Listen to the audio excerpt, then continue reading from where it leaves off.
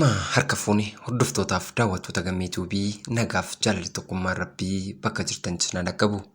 Har'as akkuma durii dambalii jaallaa tokko isinii qabadhee dhufeera. Gammeetuubii waliin turtii gaarii qabaadhaa.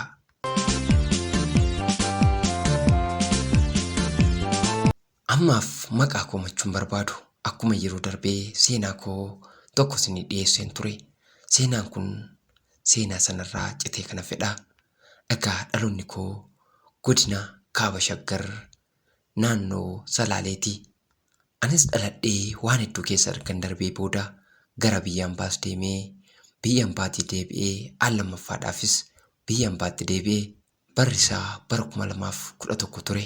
Yeroon ani al lammaffaaf gara biyya Dubaayitti malee. Akkuman biyya Dubaayitti maleen hiriyyaan koo duraan nama deessee ture narraa hafe. Anis galata rabbii jedheen boqonnaa biraa eegale. Boqonnaan ani eegale kun naman gonkumaa iyyaannee fi bakka iyyaannee karaa fuula kitaabaatiin na baree gaaffii jaalanaa dhiyeesse. San dura garuu hiriyyaan baay'ee jaaladhu yeroo hundaa mana tokko waliin turruu fi hojii garaagaraa wal gargaaru tokkotu ture. Ani yeroo sanatti ga'een koo daa'ima guddisuuf ture. Kan ishee immoo hojii mana keessaa waan ta'eef kun hojii keetii kun hojii kooti jechuun hin jiru. Yeroo hundaa wal harkaa fuunee wal gargaarra. Maaliif jennaan mucayyoon kun sabaan Oromoo waan taateef. Egaa bifa kanaan osoo deemaa jirruuti kan ani mucaa har'aa baay'ee jaaladhee jiru kanaan wal bare. Mucaa kanaan akkuma wal bareen mucaa kanatti baay'ee dhiyaachuun eegale. Mucaan kun anaaf naman jalqabaa onnee koorraatti jaaladhedha. Baay'een isa jaallaa. Dhugaa dubbachuuf taanaan maaliif akkan amane wallaalus hedduu keessi koo osoo qaamaan isaan argin hedduu jaalatee isaaf roora'uu eegalee jira. Egaa yaa obbolaa koo isinitti agarsiisu na jibbuus dandeessu, na loluus dandeessu, natti ka'uu dandeessu, homaa gochuu hin dandeenye.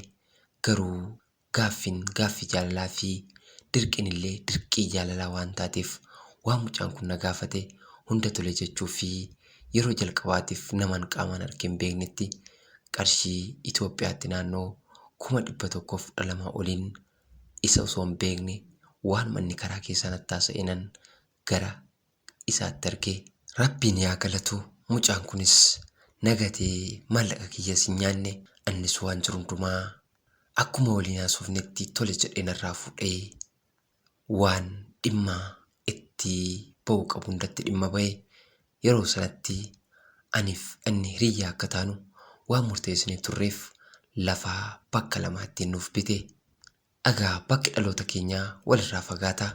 Bakka dhaloota isaa ammaaf himuun barbaadu irraa taruutii maqaan isaa garuu Jaaxuqaa maa jedhama.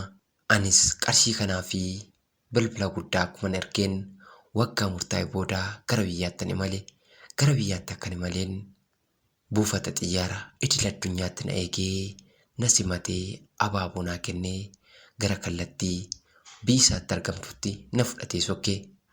Anis mataa osoo hin marree tokko lama osoo hin jenne isa waliinan gara baha Oromiyaa Adaamaa deemee haala ajaa'ibaa ta'ee fi jireenya sirma jiraadhee hin beekne tokkonan isa faana bule. Maal jedhee akkan isiniif ibsu hin beeku. Keessi koo ammallee gaafa waan sana yaadu gammachuu yookiin boqonnaa bara baraa waan argatu natti fakkaata. Isa duraan nama jaaladheen ture. Namni sun hedduu na miidheera. Innillee ana dura nama wayii jaalateera. Innis akkuma kiyya ulaa baay'ee yookiin godaannisa baay'ee ofirraa qaba. Nuti lamaanuu walitti dhufnee godaannisa keenya waliif sobbine. Sana booda egaa guyyaa tokko booda gara maatiin isaa argamanitti deemnee maatiin isaas eebbaaf marabbaan na simatanii akkuma ilmoon dubaraa yeroo jalqabaatiif mana ol seentu hoolaa natti qalee maatiin isaa hedduu na jaalatanii. Anis sana booda maatii kootti argadhu hin jedheen. Inni saalonni tokko tokko waan isaan mijanneef maatii kootti hin arginne. Anis isa booda bifa akkasiitiin isa faana turuu waan hin dandeenyeef isa duubaa gara biyya ambaatti deebi'ee imaluu yaade. Maarree gaannis waan godhu hundumaa haga danda'unillee garuu utubaan hanga dhiisanii fi hanga dhiiban qabdii jedha Oromoon. Gaafan biyya alaa deemuudhaaf ka'u kana isattis nan hime. Innis baay'ee natti gadde, baay'ee aaree. Filannoo waan hin jirreef anis maatii kootti bifa sanaan deebi'ee maatii koo gaddisiisuu irra jedheen ji'a 5 ergan tureetii gara biyya hambaatti malee har'aa biyya hambaa imalee waggaa hin guunne amma reefu ji'a 10 guutaa. Innis turtii kana keessatti mana nuu ijaaree hundumaa xumuree haala bareedaa keessa jirra. Dhagaa obbolaa koo isinitti agarsiisu kanuma gidduutti diinni jaalalaa dhalachuun oollee hiriyyaan koo duraan godaannisa seenaan irratti uumee fi yeroo hunda jibbanaa qabu kun ammas hiriyyaa si jaalatee jiru kana nan ajjeesa. Isa yoon ajjeesne siin barbaadee galaafachuun dadhabu, siinis yoon dhabe maatii keen dhabu waan ta'eef filannoon kan keeti.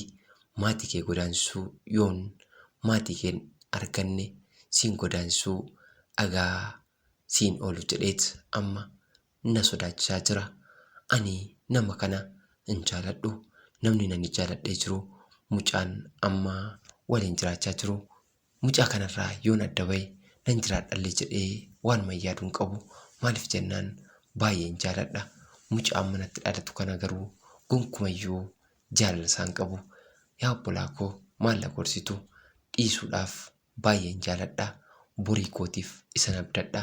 Waan kana qofallee miti waan walitti hojjetan hedduutu jira. Sanis dafqa koo waggaa meeqaas gatu waan ta'uuf ani amma filannoo dhabeera.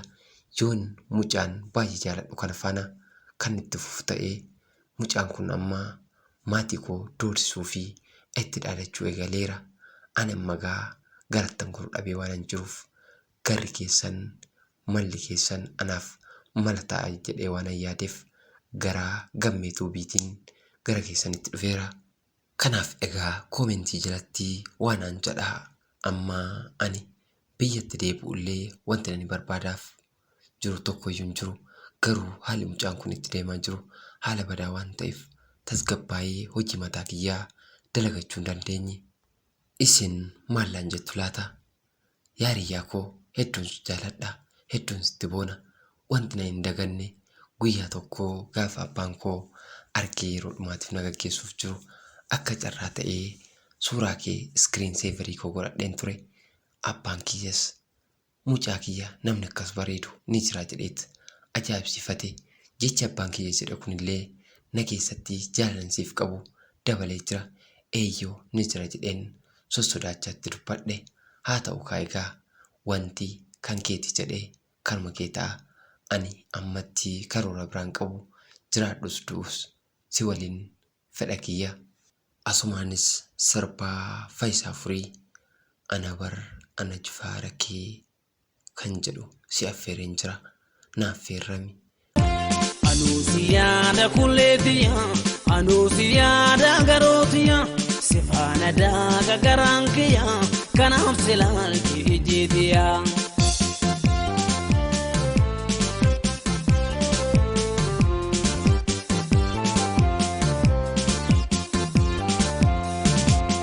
Barbaacha kennu boo'ee manni keessa neessa kullee ija kuuloo'ee mucaal kan bateessa halkanii nan bayaa'ee laftee nan bari'u yaada kan keetirraa'ee bari'u naan dhi'u. Barbaacha kennu boo'ee manni keessa neessa kullee ija kuuloo'ee Badesa alkani nambaya natti nambariu yaada kan keetirra bariu naanniu. Hiriyaa kee baay'ees jaalattuu fi baay'ee sitti of gattuu lafa jirtu irraati. Hiriyaa koo baay'ee jaaladhuu fi borutti rabbiin hiree tokko nuuf godha jedhee yaade Oromiyaatti kan argamuuf.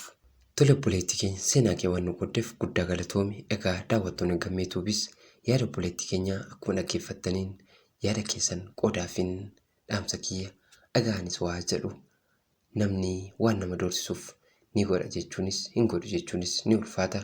Garuu wanti guddaan mucaan kun nama akkamii akka ta'e dhaabbatee of ilaaluu qaba. Yeroo baay'ee dhiirri rakkoo hedduu qabna. ergaa ofii keenyaa balleessaa gara shamarraniitti deebisuun dhaadannoo fi roorrisa garaagaraa irratti raawwanna. Kun ilma dhiiraarraa hin malu ture. Namni nuti itti roorrifnu dubartii haadha keenya yookiin obboleettii keenya taatetti miti. Dubartiin uniif diina osoo hin taane haadha, obboleettii fi haadha manaati. Kanaaf egaa atis nama jaalatte waliin itti fufuu qabdaan siin jedha. Wanti inni fide yoo jiraate dhuguma akka jedhu kana gochuu danda'a. Garuu ati isa faana jiraattee maatii kun gammachiisa yoo jette mucaan kunis boru abdii maalii irraa qabaatteet isa faana turtee maatii kee akka dhiisu beekta. Namni kun dhuguma nama ta'ee yaadu yoo ta'e waan akkasii kana keessaa ba'uu qaba. Gorsi ani dubbachaa jiru kun gorsa obbolummaati. Sanarra kan darbu yoo ta'e garuu qaama seeraa kamiyyuu beeksisuu fi rakkoo boru uumamuuf itti gaafatamummaa inni akka fudhatu taasisuun gahee keetti jedhee yaada. Kanaaf yaa obboleettii koo ani akka kiyyattii nama waliin dafqite kanaa fi nama hedduu lapheerraa jaalattu kana nama naa ta'a jettee yaaddu kana waliin jireenya keetti fufiinsiin jedha. Kanaa olitti Rabbi guddaan dhiphinaaf rakkina gadadoo hammeenya jireenyaa keessaa si haa baasu. Daawwattoonni Gammee Tuubii waan qabdan yaada keessan qoodaa fi yeroo kamuu yaada keessan gama iimoo, waatsaappii fi telegiraamii irratti na erguu dandeessu. Laayik, sheerii fi sabskiraayib gochuun dagatinaa. Gammee Tuubiin bifa haaraadhaan waan dhufeef har'as taanaan abdiin kutuutii na waliin imala eegaltan galmaan haa geenyu.